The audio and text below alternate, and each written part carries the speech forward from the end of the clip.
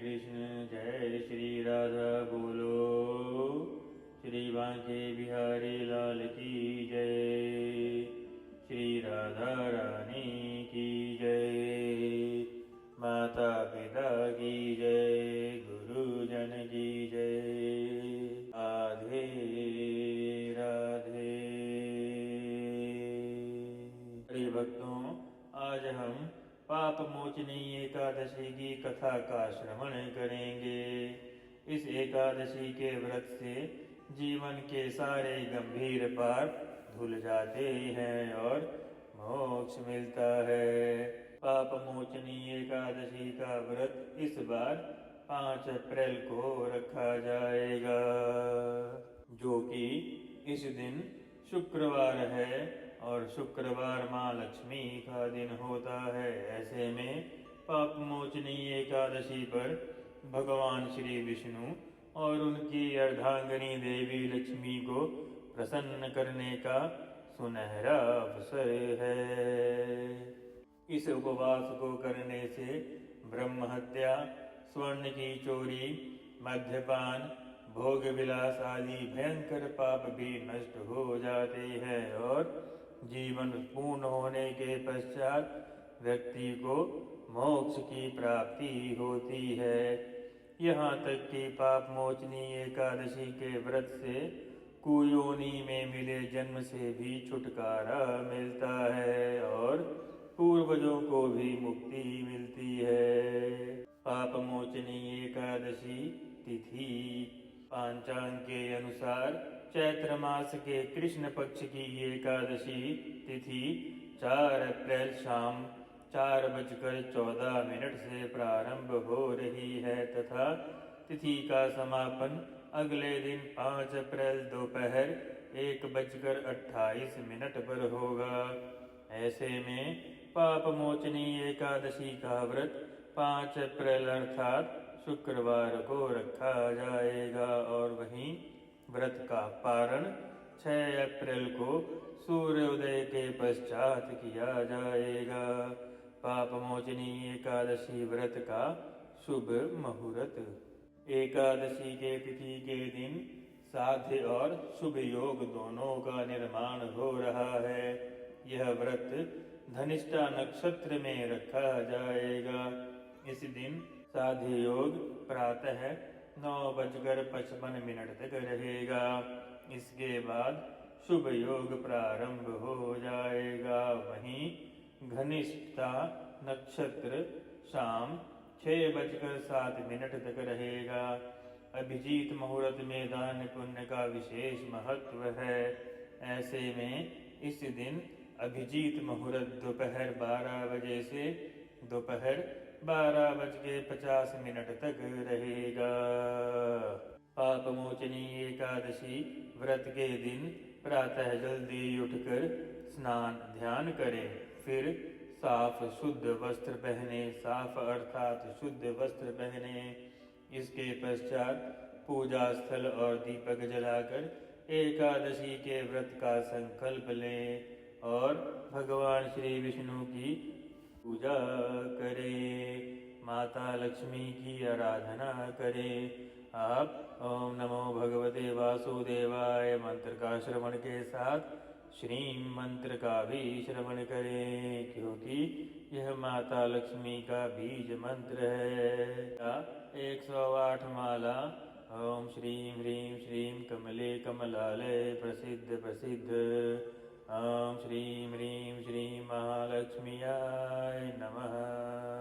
भगवान श्री विष्णु के ओम नमो भगवते वासुदेवाय मंत्र के साथ इस मंत्र का भी श्रवण कर सकते हैं। हरि बोल।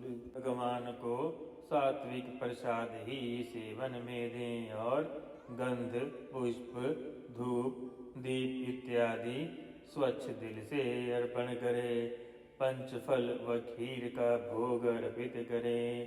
जगराता अवश्य करें, अर्थात रात में सोएं ना, जगराता करें। जगराता करने से व्रत का पूर्ण फल मिलता है। प्रिय भक्तों, इस व्रत को आप 4 प्रकार से कर सकते हैं। पहला, निराजल अर्थात न भोजन न जल। दूसरा निराहार अर्थात केवल जल। तीसरा केवल एक बार सूर्य अस्त से पहले एक नक्त अर्थात केवल एक बार भोजन। और चौथा है फलाहार। व्रत के प्रकार के ऊपर ही फल का प्रभाव भी निर्भर करता है, जिसमें निराजल सर्वोत्तम है। और भक्तों, यदि कोई बुजुर्ग या बीमार है तो वो केवल अनाज और चावल का सेवन ना करें तो भी उनके लिए वह व्रत ही माना जाएगा। बाकी जो व्रत कर सकते हैं, स्वस्थ हैं, उन्हें व्रत करना चाहिए, क्योंकि एकादशी व्रत को नहीं करने का प्रायश्चित किसी भी पुराण, वेद या किसी भी शास्त्र में नहीं है। बाकी सब पापों को मुक्त करने का उपाय है, परंतु एकादशी व्रत ना करने का कोई उपाय नहीं है। चाहे तो आप इसे पता भी कर सकते हैं। आइए भक्तों, अब पद्म पुराण में वर्णित भगवान शिव और माता पार्वती के बीच के संवाद का एकादशी महात्म्य की पाप मोचनी एकादशी की कथा का श्रवण करते हैं। चैत्र मास कृष्ण पक्ष की पाप मोचनी एकादशी महात्म्य। युधिष्ठिर ने पूछा, भगवन, फाल्गुन शुक्ल पक्ष की आमल की एकादशी का महात्म्य मैंने सुना, अब चैत्र कृष्ण पक्ष की एकादशी का क्या नाम है, यह बताने की कृपा कीजिए। भगवान श्री कृष्ण परिपूर्णतम पर ब्रह्म अवतार भगवान श्री कृष्ण बोले, राजेंद्र सुनो, मैं इस विषय में एक पापनाशक उपाख्यान सुनाऊंगा, जिसे चक्रवर्ती नरेश मांधाता के पूछने पर महर्षि लोमेश ने कहा था। मांधाता बोले, भगवन, मैं लोगों के हित की इच्छा से यह सुनना चाहता हूँ कि चैत्र मास के कृष्ण पक्ष में किस नाम की एकादशी होती है, उसकी क्या विधि है तथा उससे किस फल की प्राप्ति होती है, कृपया ये सब बातें बताएं। महर्षि लोमेश जी ने कहा, नृपश्रेष्ठ, पूर्व काल की बात है, अप्सराओं से सेवित चैत्र रथ नामक वन में, जहाँ गंधर्वों की कन्याएं अपने किंकरों के साथ बाजे बजाते हुई विहार करती हैं, मंजू घोषा नामक अप्सरा मुनिवर मेधावी को मोहित करने के लिए गई। वे महर्षि उसी वन में रहकर ब्रह्मचार्य का पालन करते थे। मंजू घोषा मुनि के भय से आश्रम से एक कोस दूर ही ठहर गई और सुंदर ढंग से वीणा बजाती हुई मधुर गीत गाने लगी। मुनि श्रेष्ठ मेधावी घूमते हुए उधर जा निकले और उस सुंदरी अप्सरा को इस प्रकार गाना करते देख सेना सहित कामदेव से परास्त होकर बरबस होकर मोह के वशीभूत हो गए। मुनि की ऐसी अवस्था देख मंजू घोषा उनके समीप आई और वीणा नीचे रखकर उनका आलिंगन करने लगी। मेधावी भी उसके साथ रमण करने लगी।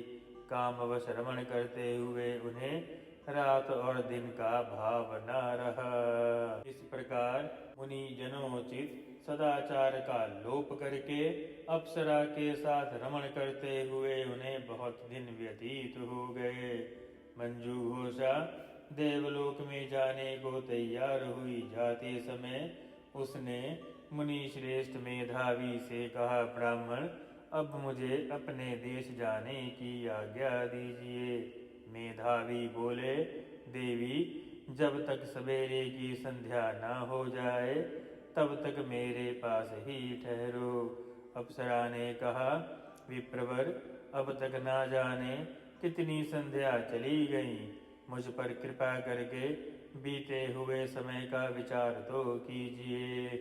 लोमेश जी कहते हैं, राजन, अप्सरा की बात सुनकर मेधावी के नेत्र आश्चर्य से चकित हो उठे।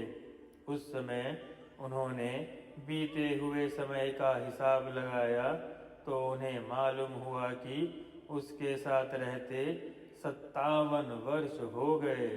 उसे अपनी तपस्या का विनाश करने वाली जानकर मुनि को उस पर बड़ा क्रोध हुआ।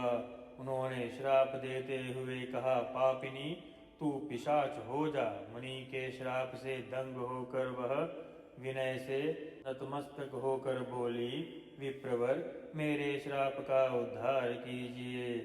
7 वाक्य बोलने या 7 पद साथ साथ चलने मात्र से ही सत्पुरुषों के साथ मैत्री हो जाती है।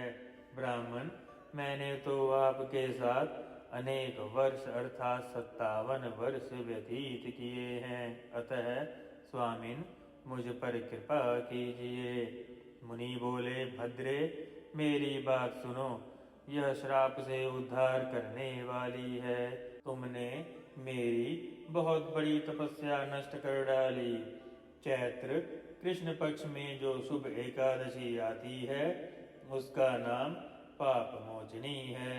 वह सब पापों का क्षय करने वाली है। सुंदरी, उसी व्रत को करने पर तुम्हारी पिशाचता दूर होगी। ऐसा कहकर मेधावी अपने पिता मुनिवर च्यवन के आश्रम पर गए। उन्हें आया देखकर च्यवन ने पूछा, बेटा, यह क्या किया? तुमने तो अपने पुण्य का नाश कर डाला। मेधावी बोले, पिताजी, मैंने अप्सरा के साथ रमण करने का पातक अर्थात पाप किया है। कोई ऐसा प्रायश्चित बताइए जिससे पाप का नाश हो जाए। च्यवन ने कहा, बेटा, चैत्र कृष्ण पक्ष में जो पाप मोचनी एकादशी होती है उसका व्रत करने पर पाप राशि का विनाश हो जाएगा। पिता का यह कथन सुनकर मेधावी ने उस व्रत का अनुष्ठान किया। इससे उनका पाप नष्ट हो गया और वे पुनः तपस्या से परिपूर्ण हो गए। इस प्रकार मंजू घोषा ने भी इस उत्तम व्रत का पालन किया। पाप मोचनी का व्रत करने के कारण वह पिशाच योनि से मुक्त हुई और दिव्य रूप धारणी श्रेष्ठ अप्सरा होकर स्वर्गलोक में चली गई। राजन, जो श्रेष्ठ मनुष्य पाप मोचनी एकादशी का व्रत करते हैं उनका सारा पाप नष्ट हो जाता है। इसको पढ़ने और सुनने से सहस्त्र गोदान का फल मिलता है। ब्रह्म हत्या, स्वर्ण की चोरी अर्थात किसी के धन की चोरी, सुरापान और गुरु पत्नी गमन करने वाले महापात का भी इस व्रत को करने से पाप मुक्त हो जाता है। यह व्रत बहुत पुण्यमय है। धर्म पुराण में वर्णित एकादशी महात्म्य में पाप मोचनी एकादशी कथा महात्म्य संपूर्णम। हरि भक्तों, कथा के पश्चात कम से कम 108 बार अपने गुरु मंत्र, अगर आपके पास गुरु मंत्र नहीं है तो श्रीमद् भागवत महापुराण के कथा आरंभ से पूर्व ही वर्णित मंत्र, जिसका श्रवण करके भक्त ध्रुव और भक्त प्रहलाद को सर्वोत्तम फल मिले, वह मंत्र है 12 मंत्र। इसका उच्चारण शुद्ध करें, क्योंकि सबसे पहले ओम नहीं, अकार, मकार और उकार अर्थात अ, उ और म। अ का उच्चारण करते समय मुख थोड़ा खुला हो, उ के उच्चारण में होंठ गोल हो और म के उच्चारण अर्थात मकार के उच्चारण में होंठ बंद हो। पहले आपको हम यह शुद्ध उच्चारण बताते हैं।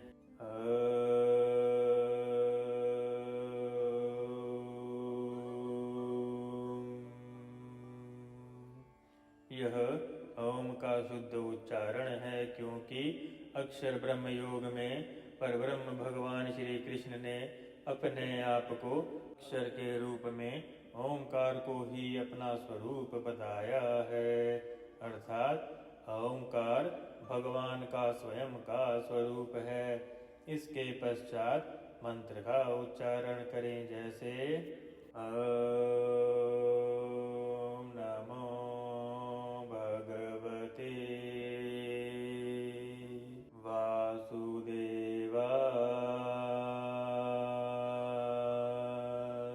प्रभु को अनन्य प्रेम से हृदय से पुकारें। और आज जैसे कि शुक्रवार का दिन भी होगा, माँ लक्ष्मी का दिन होगा, इसीलिए साथ में ओम श्रीं ह्रीं श्रीं कमले कमलालय प्रसिद्ध प्रसिद्ध ओम श्रीं ह्रीं श्रीं महालक्ष्मीयाय नमः का भी 108 बार उच्चारण करें, श्रवण करें। इससे भगवान श्री विष्णु और उनकी अर्धांगिनी माँ लक्ष्मी प्रसन्न होके एक साथ आशीर्वाद देंगे। हरि भक्तों, हम यथाशक्ति यथा प्रयास शुद्धतम स्वरूप में आप सबके सम्मुख पौराणिक और वैदिक और शास्त्रीय कथाओं का बिना अर्थों का अनर्थ किए यथार्थ रूप में श्रवण ला रहे हैं। आप सबसे प्रार्थना है कि हमारे इस प्रयास को सभी सनातनी भाइयों तक पहुंचाने के लिए, अर्थात सनातन धर्म के शुद्ध ज्ञान प्रसार के लिए हमारे चैनल को सब्सक्राइब करके हमारी रीचबिलिटी और विजिबिलिटी बढ़ाने में अपना सहयोग अवश्य दें। हम आपके अति कृतार्थ होंगे। और आप भी चाहें तो अपना चैनल बनाकर सनातन धर्म के शुद्ध ज्ञान का प्रसार अवश्य करें, अपना योगदान दें। जय श्री राधा, जय श्री कृष्ण बोलो, श्री बांके बिहारी लाल की जय, श्री राधा रानी की जय, माता पिता की जय, गुरुजन की जय, सर्व देवी देवतन की जय। राधे राधे। हरि भक्तों, चैनल को सब्सक्राइब करके हमें कृतार्थ करें।